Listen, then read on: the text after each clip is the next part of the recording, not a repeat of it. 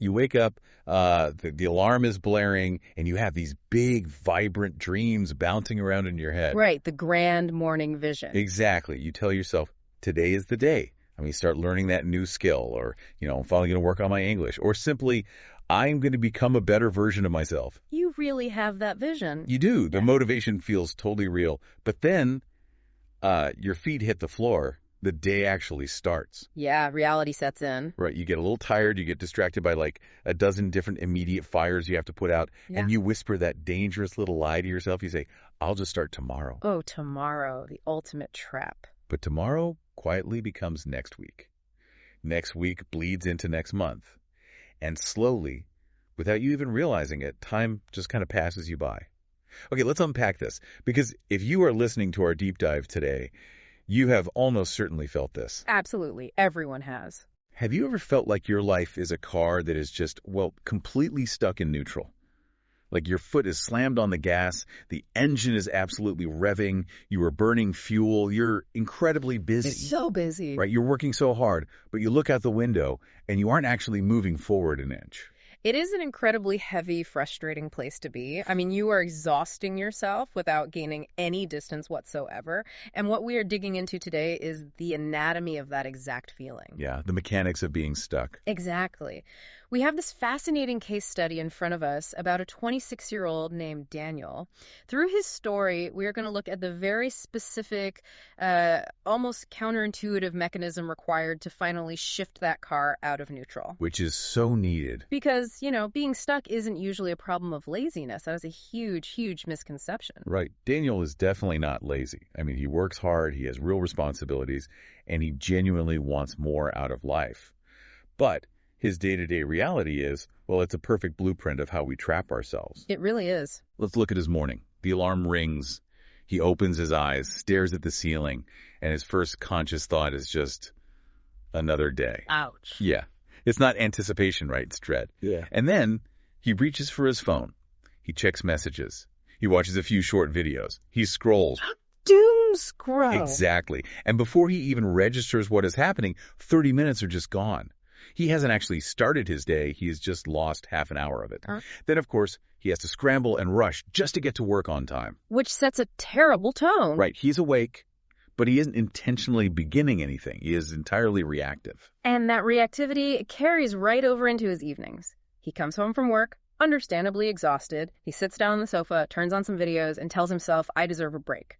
Which, he probably does. Oh, he definitely does. The physical fatigue is very real. But here's the trap. A 10-minute decompression session, it morphs into a 2-hour marathon of just staring at screens. Yeah, we've all been there. Right. And the tragic part is the psychological result. After those 2 hours, Daniel doesn't feel relaxed. He doesn't feel recharged. He just feels, empty. Oh, I want to push back on this a little bit, though, because, it's so easy to villainize the smartphone. Doesn't everyone need to just shut their brain off after a long, hard day? Yeah. Is the phone really the enemy here, or are we looking at something like deeper than just screen time management? That's a great point. The phone is just the pacifier. It is definitely not the root enemy. What's fascinating here is the underlying psychology of what the source calls the delay. The delay, right? Yeah. We usually think of delaying or procrastinating as putting off a specific chore, like doing your taxes or finishing a work project. Right, something with a deadline. Exactly. But in Daniel's case, we are looking at a systemic, chronic delay of his own life. It is a systemic avoidance of his own aspirations, masquerading as rest. Masquerading as rest. Wow. When you spend your time like that on the sofa, you spend the hours, but you don't feel like you actually use them. You're numbing yourself, not resting. Numbing versus resting. That is a crucial distinction. It is, because true rest rejuvenates you. Numbing just pauses the anxiety temporarily. The real friction, the reason Daniel feels that emptiness, is the massive contrast between what he is passively consuming and what he actively desires for his life. He wants more. Right. He wants to grow, he wants to build a better future, but he is choosing to consume empty distraction. That cognitive dissonance, the gap between the identity he wants and the actions he is taking, it creates a quiet, constant internal friction. Like a background hum of guilt. Yes, exactly. And it is exactly that friction that forces him into a corner on one very specific night. And that night is really the catalyst for everything that follows. So Daniel is sitting alone in his apartment, All the lights are off. The only illumination in the room is the harsh blue glow coming from his phone screen. Very cinematic. Yeah, right. He's doing his usual passive scroll through social media when a post just like, stops him cold. It's from an old friend of his. This friend is doing it. Doing what he wants to do. Exactly. He is living the life Daniel wants.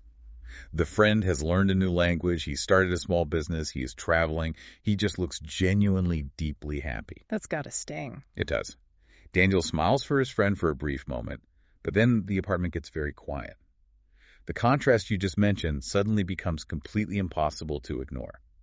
He looks around his small, dark room, and he asks himself this piercing question. What am I doing with my time? It's a moment of profound self-awareness.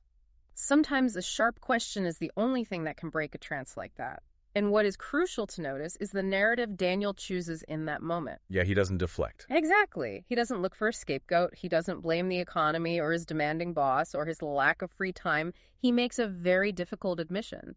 He tells himself, I've been waiting for my life to change, but I haven't changed my actions. Here's where it gets really interesting, because when I look at that moment, I think of it like finally looking at the receipt after a massive shopping spree of wasted time. Oh, I like that analogy.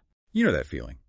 When you are just swiping your card, or in this case, wiping your screen, it feels entirely painless in the moment. It feels like nothing. Just a few minutes here and there. Right. But then, eventually, you get the bill. You look at the receipt of your life, and you see the line items. 2 hours on videos, 3 hours scrolling, an entire weekend on the sofa. You realize you spent a fortune of your most valuable currency, which is time, and you have absolutely nothing of value to show for it. Daniel finally forced himself to look at the receipt.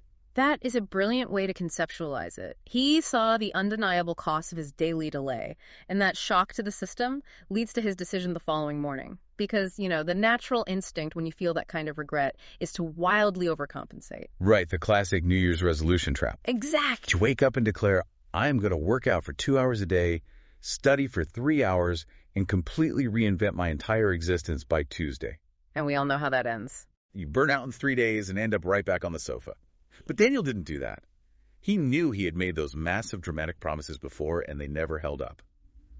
Instead, he chose a strategy that was aggressively, almost laughably simple. He committed to a 10-minute decision. 10 minutes? Yeah. His exact parameter was, I will spend 10 minutes every morning learning something useful. 10 minutes. That was the entire scope of the commitment. He even laughed at himself a little bit, wondering how 10 measly minutes could possibly make a dent in the life he wanted to build. But he forced himself to start anyway. Day 1, he did 10 minutes of English listening. Day 2, 10 minutes of reading. Day 3, 10 minutes of learning new vocabulary words. If we connect this to the bigger picture, we have to look at the hidden architecture of why this incredibly small time block is so effective. The psychology behind it. Exactly. We tend to view progress through the lens of a massive brick wall. If you want a wall, you think you need to build the whole thing at once. But a wall is just an accumulation of single, small bricks. Right, one by one. Holding one brick in your hand, well, it feels insignificant. It doesn't look like a wall. But stacking one every day is the only way the wall actually gets built. Daniel's 10 minutes were his single daily bricks. Let me play devil's advocate here, though, on behalf of anyone listening who feels totally overwhelmed by how stuck they are. Let's be brutally real. Can 10 minutes of listening to an English podcast or reading 2 pages of a book actually change the trajectory of someone's entire life? It sounds like a stretch. It sounds like a motivational poster, honestly. It sounds a bit too simple to actually work in the real world. On the surface, it absolutely sounds too simple. But that is because we are looking at the external result, not the internal psychological mechanism. When Daniel started his 10 minutes, nothing magical happened externally. Right. No lightning bolts. There was no immediate success. He didn't suddenly become fluent in a new language. His job didn't change. But something vital started shifting in his brain. He was rewiring his relationship with his own fear and motivation. Wait, unpack that. What do you mean by rewiring his relationship with fear? Well, when we set a massive goal like, I'm going to study a language for 2 hours today, our brain often perceives that massive cognitive load as a threat. The threat, right. Yeah, the amygdala, the fear center of the brain, flares up. It says that takes too much energy, it's too hard, we might fail. Let's just scroll on our phones instead because it's safe. Massive goals trigger procrastination as a defense mechanism. That makes so much sense. But 10 minutes. 10 minutes flies completely under the brain's alarm system. It is so small, so non-threatening, that the amygdala doesn't fight it. You bypass the fear response entirely. Oh, wow. You are tricking your own brain into getting out of its own way. Pretty much, yeah. And that plays perfectly into another huge psychological insight we need to talk about, the myth of motivation. Most of us have the order of operations completely backwards. We sit around waiting to feel confident before we start something new. All the time. We tell ourselves, when I finally feel confident, I'll start the business, or when I feel ready, I'll start speaking. But confidence doesn't cause action. Action causes confidence. Precisely. The confidence comes after. Daniel didn't start succeeding because he miraculously woke up as a highly motivated, disciplined person. He started succeeding because he was proving a very specific, undeniable fact to himself every single morning. I can keep a promise to myself. Self-trust. Exactly. When you break promises to yourself, when you say, we'll study but watch TV instead, you erode your self-trust. You stop believing your own words. By keeping that tiny 10-minute promise daily, Daniel fundamentally repaired his own self-image. He learned to trust himself again. He wasn't just learning English, he was learning that he was a person who shows up. It's an identity shift. It really is. And that shift is built on taking an action until it becomes an automated part of your day. It moves from being a chore that requires immense willpower into something you just naturally do, like drinking your morning coffee or brushing your teeth. It becomes a routine that protects you from relying on fleeting motivation. Because motivation will always fade. It is an emotion, and emotions are temporary, but a system, a daily routine, doesn't care how you feel. And the glue holding that system together is consistency. Right, showing up anyway. Doing the action regardless of the emotional weather. Not doing it perfectly and not doing it for hours. Just doing it. Doing it when you are tired. Doing it when you are busy. Consistency over perfection, always. And when you stack that consistency day after day, week after week, you start generating real, tangible progress. And progress can be microscopic. Learning one single new phrase is progress. Reading one paragraph without losing focus is progress. Because over a few weeks, those 10 minutes stopped feeling forced for Daniel. It ceased to be an effort. Exactly. It stopped being something he did and started being part of who he was. But, okay, I'm going to challenge the timeline here. It's great to feel good internally. It's great to rebuild your self-trust. But maintaining that kind of blind consistency when there is no immediate external reward is incredibly tough for most people. It's very tough. The human brain wants a trophy. When does this internal, quiet psychological shift actually become visible to the outside world? When does the single brick start looking like a wall to other people? It takes time. The internal work always precedes the external evidence. But we do see that exact moment of external validation about 3 months down the road. 3 months. Yeah, about 3 months. This quiet, daily stacking of micro habits eventually leaks out into Daniel's external reality.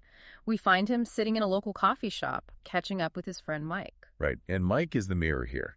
Mike looks across the table, stops mid-conversation, and says, Daniel, something is different about you. He spots it immediately. He does. He doesn't say, your English is so much better. He notices something deeper. He sees that Daniel is more focused, he is carrying himself with more physical confidence, and his general energy is just brighter, more positive. And Daniel's initial reaction is surprise. He actually laughs it off, saying he doesn't feel like he has changed all that much. Because to Daniel, it was just 10 minutes a day. It felt mundane. Just a tiny daily thing. Right. But Mike presses him. He asks what Daniel actually changed. Daniel takes a moment, really thinks about it, and delivers this incredibly powerful realization. He says, I stopped waiting to become the person I wanted to be. I stopped waiting to become the person I wanted to be. Let that sink in.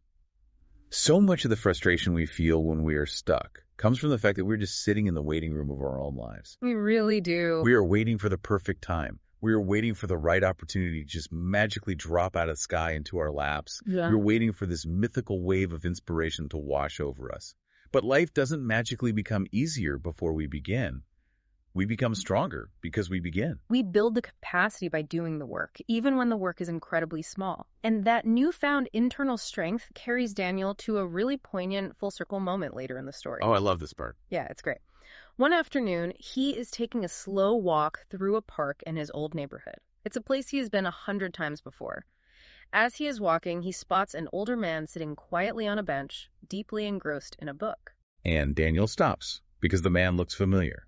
He searches his memory, and suddenly realizes this is the exact same man who, years ago when Daniel was just a kid, had handed him a book and given him a very simple piece of advice.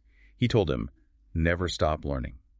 So Daniel walks up, reintroduces himself, and they share a really warm laugh of recognition. They catch up for a bit, and then the old man looks at him and asks a very direct question. So are you still learning? And because of those small 10-minute breaks he had been stacking for months, Daniel doesn't have to lie. He doesn't have to look at his shoes and make an excuse. He gets to smile and honestly say, yes, actually I started again. The old man nods, clearly pleased. And then he shares an observation with Daniel that really serves as the thesis for everything we've talked about today. He says, the person who keeps learning never stays in the same place. Such a great line. And in that exact moment, Daniel looks around. He looks at the park bench, the trees, the layout of the streets. The physical world hasn't shifted an inch. The environment is completely identical to how it was years ago. But he is different. So what does this all mean? It means he finally understands the core mechanics of personal change.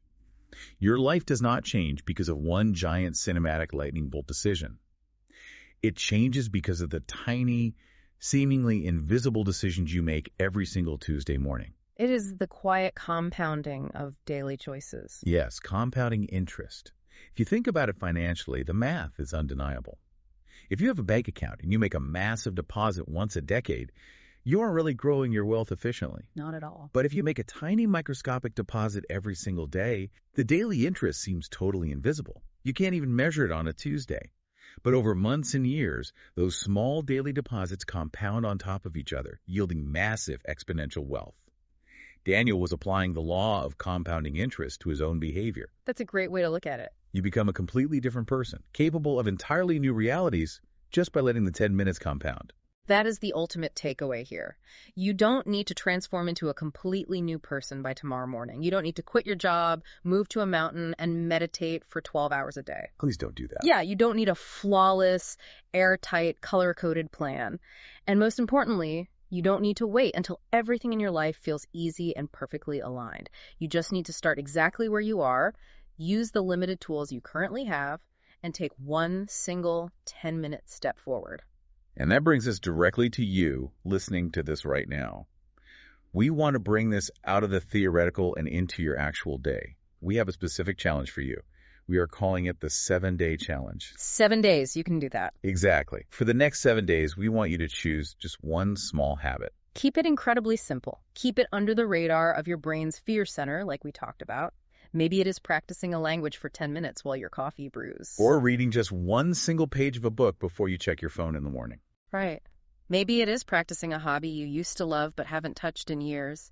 Do not make this a massive undertaking. Make it so small that you literally cannot say no to it. And then just keep that tiny promise to yourself for 7 days. Watch what happens to your self-trust. So we leave you with the ultimate question. What is one small change you want to make starting today? This raises an important question, though, one that builds on everything we've discussed. Yeah. We've established that you are the sum total of your daily 10-minute choices. So what happens if you choose not to make a choice at all? Ooh. Is doing absolutely nothing actually a small daily decision in itself? One that is actively, quietly compounding, building a wall of stagnation entirely around you. Wow. That is a really heavy thought to sit with. Are your daily habits building a path forward, or are they building a wall that keeps you trapped exactly where you are? We're going to leave you to ponder that today. Thank you so much for joining us on this deep dive. Remember, you don't need to change everything all at once. Just make one better choice today. Keep learning, keep growing, and above all, be patient with yourself. We'll catch you next time.